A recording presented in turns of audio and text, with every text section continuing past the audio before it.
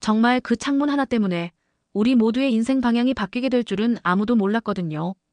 지은호는 카페 휴무일에 카페로 들렀다가 가벽에 뻥 뚫린 사각형을 보고 숨이 턱 막혔다고 했어요. 이지혁이 창을 내겠다며 스스로 벽을 뜯어냈다는데요. 그날 지은호는 결국 참아왔던 말을 쏟아냈고 사직서를 꺼내 들었다고 했습니다. 여기, 이제 못 있겠어요. 지은호가 그렇게 말했는데요.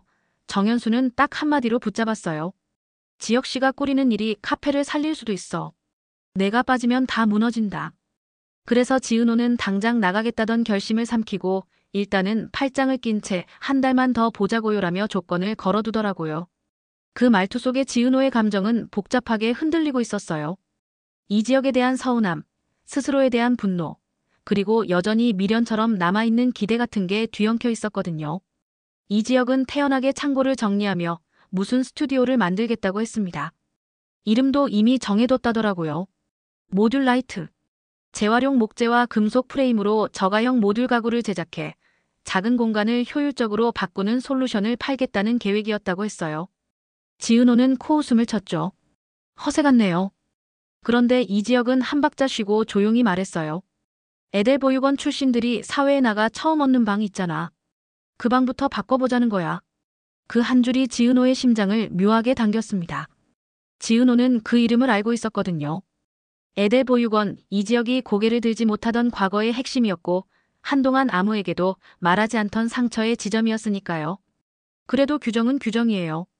벽을 함부로 뜯는 사람과 일할 순 없죠. 지은호는 그렇게 선을 그었는데요. 마음 한쪽에서는 애들보육원이라는 단어가 오래 울리고 있었어요. 박성재는 소식을 듣자마자 카페로 달려왔습니다. 성재는 지은호를 보자 낮게 말했어요. 지은호 씨, 거기 서 있지 마요. 그 사람 옆에 서 있으면 또 다친다. 지은호는 눈을 깔고 대답했죠. 알아요. 그런데요, 발이 잘 떨어지질 않네요. 박성재는 씁쓸하게 웃으며 이지혁을 바라봤습니다. 두 남자는 괜찮다라고 서로를 지나치듯 말했지만 괜찮지 않다는 걸 누구보다 잘 알았어요. 박성재에게는 오래전부터 마음이 있었고 이지혁에게는 돌이키기 힘든 과거가 있었거든요. 성재는 마지막에 한 문장만 남겼습니다. 가족들에게는 아직 말하지 말라며 비밀로 하자던데 그 비밀이 또 다른 상처가 되지 않길 바랄 뿐이에요. 그 말은 지은호의 귀에도 이지혁의 등에 꽂히듯 박혔습니다. 그 무렵 이상철은 이지혁이 두고 간 돈 봉투를 꺼내 들었다고 했어요. 봉투 속에는 몇 달치로 나눠둔 돈과 짧은 쪽지가 들어있었는데요. 아버지, 곧 정리합니다. 이상철은 조용히 안경을 벗고 눈을 감았다고 했습니다. 말수가 적은 사람인데요. 그날은 오래 앉아 있었대요. 김다정은 반대로 폭발했죠. 다정은 생활비가 모자라서가 아니라 아들이 제자리로 돌아오지 않는다는 사실 자체가 무서웠다고 했어요. 다정은 결국 친정으로 향했습니다. 김장수는 딸의 어깨를 토닥이며 저 녀석 그래도 전화는 하더라고 달래줬고 조옥래는 김장수에게 사돈 우리가 너무 아이만 밀어붙였나라고 중얼거렸습니다. 그렇게 이간의 공기는 하루 저녁 사이에 차갑게 식었는데요. 이상철은 시험 좀 다시 봐야겠다고 혼잣말을 했다더라고요. 전기기능사 시험이었어요.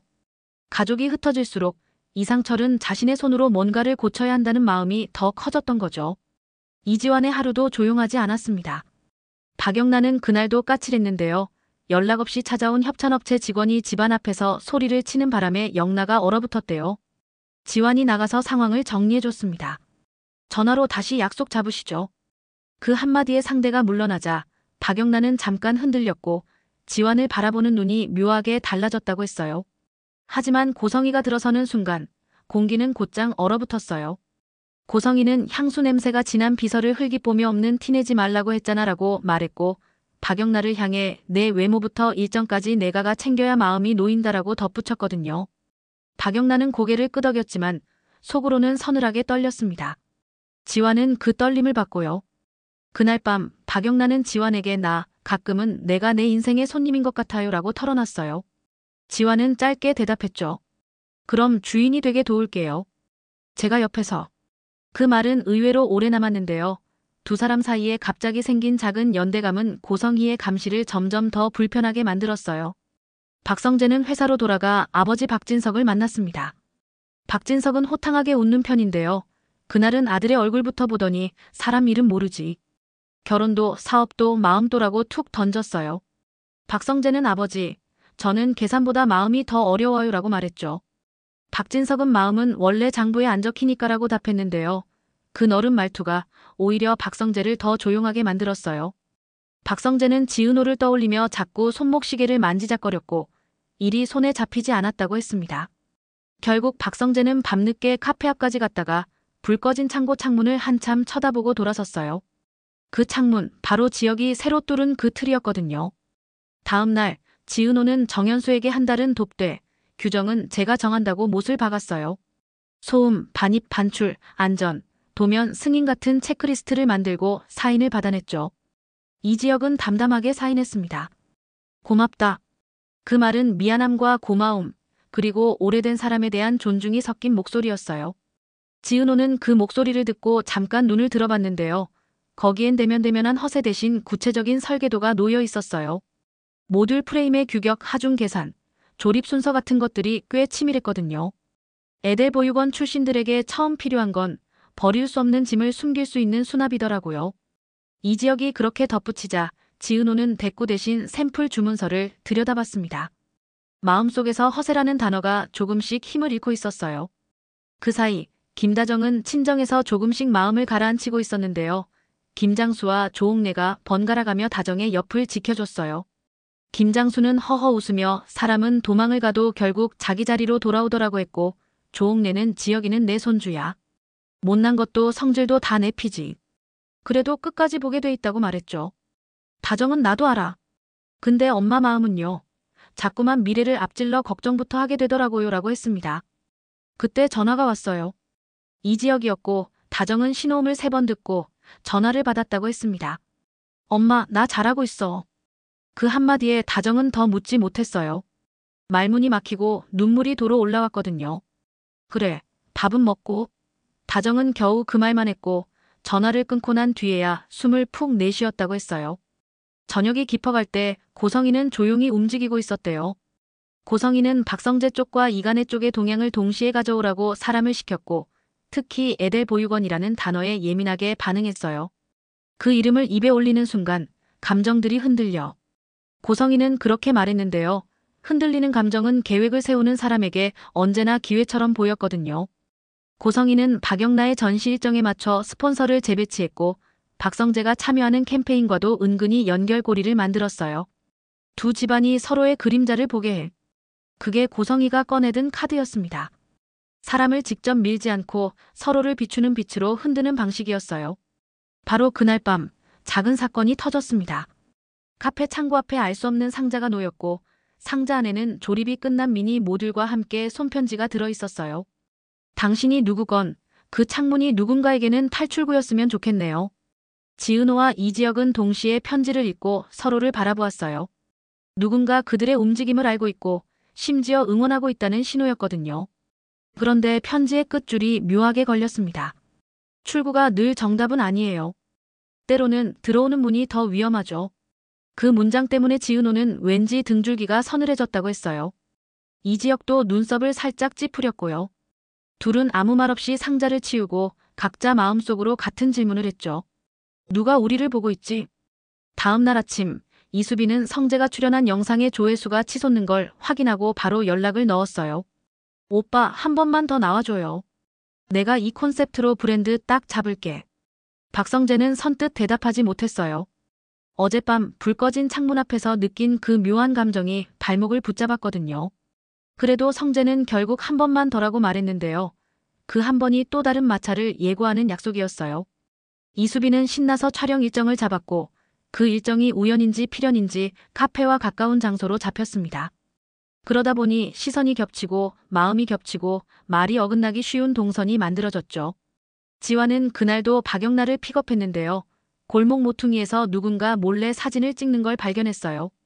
지환이 다가가자 상대가 도망쳤고 지환은 멀리 쫓아가진 않았다고 했습니다.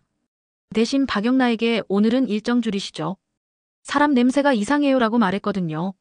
박영나는 고개를 끄덕였고 그 짧은 동의가 두 사람 사이를 다시금 가깝게 만들었어요. 그런데 밤에 집으로 돌아가 보니 현관 앞에 누군가 두고 간 액자가 하나 있었습니다.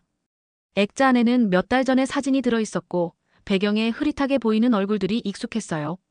박영란은 그 사진에서 자기와 지환, 그리고 멀찍이 서 있는 고성희의 비서까지 알아봤다고 했습니다.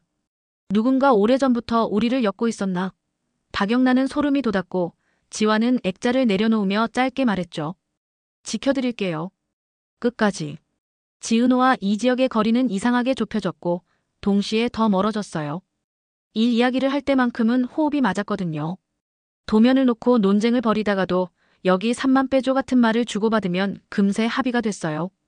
그런데 감정 이야기가 나오면 서로 말문이 막히곤 했습니다. 지은호가 한 번은 물었어요. 에델 보육원 얘기를 왜 지금 꺼낸 거예요? 이지혁은 대답 대신 공구를 내려놓고 천천히 말했죠.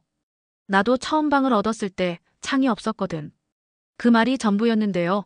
그 전부가 지은호에게는 충분히 컸어요. 말은 짧았지만 오래 묵은 진심이 있었습니다. 그래서 지은호도 처음으로 이렇게 답했어요. 그럼 허세라고는 안 할게요. 대신 규정은 꼭 지켜요.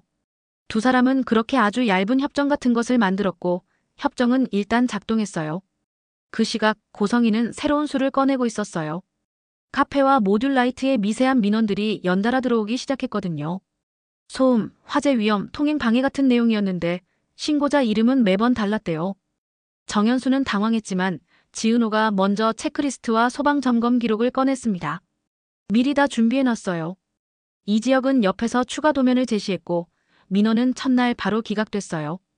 고성희는 그 보고를 봤더니 고개를 기울였다고 했습니다. 준비가 빠르네.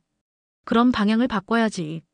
그녀가 방향을 바꾼다는 말은 대개 누군가 더 깊은 곳에서 흔들리게 만들겠다는 신호였어요. 밤 카페 창고의 새 창틀로 바람이 들어왔고 책상 위에 종이가 살짝 들썩였어요. 그때 휴대폰이 울렸습니다. 번호는 저장되어 있지 않았지만 문장의 리듬은 익숙했어요. 당신이 믿는 사람들 중 배신자가 있어요. 예전에 한번 왔던 그 문장과 거의 같았는데요. 이번에는 한 줄이 더 붙어 있었거든요. 배신자는 늘 멀리 있지 않아요. 가까운 쪽이 안전해 보이는 법이지요.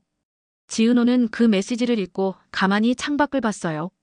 카페 바깥에 누군가 있는지 아니면 마음속에서 자꾸만 누군가의 그림자를 만들어내는 건지 알 수가 없었거든요. 이지혁은 메시지를 본 뒤 길게 숨을 내쉬었습니다. 또 시작이네. 두 사람은 동시에 같은 생각을 했어요. 이번에는 피하지 말자. 다음 날 이상철은 이른 아침부터 공구를 챙기고 나갔어요. 전기기능사 실기 연습을 하겠다고 했고 김다정은 친정에서 전화를 걸어 당신 다치지 말아요라고 말했어요. 이상철은 짧게 대답했죠. 당신도 너무 앞서 걱정하지 말고. 그 말투의 다정은 웃음과 눈물이 동시에 났다고 했습니다. 사람들은 원래 각자의 방식으로 버티고 있었어요.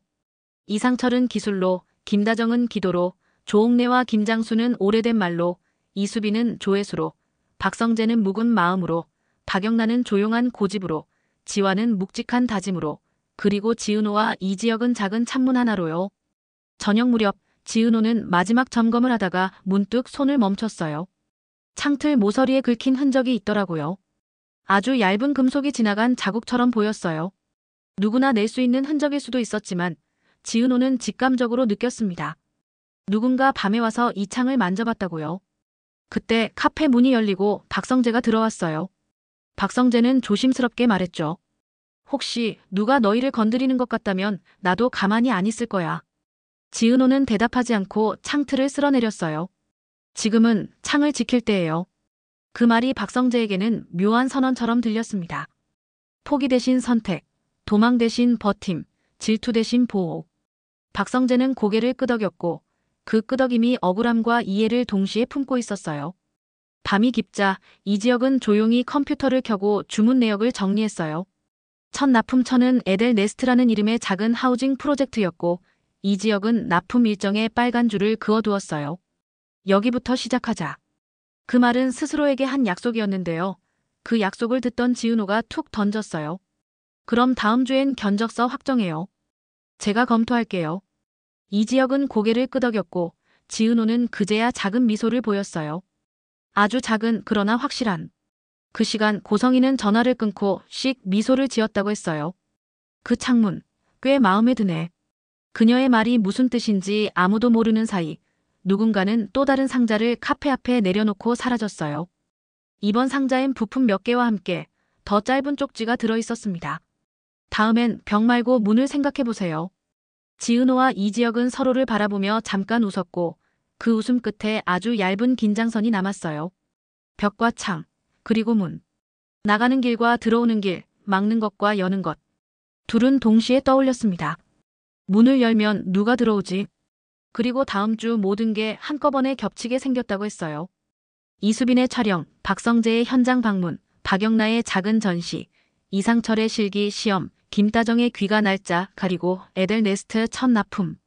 사람들의 발걸음이 같은 동네로 모여들고 서로의 그림자가 서로의 길 위에 겹칠 예정이었거든요. 그 중심에 카페 창고의 새 창문이 조용히 서 있었어요.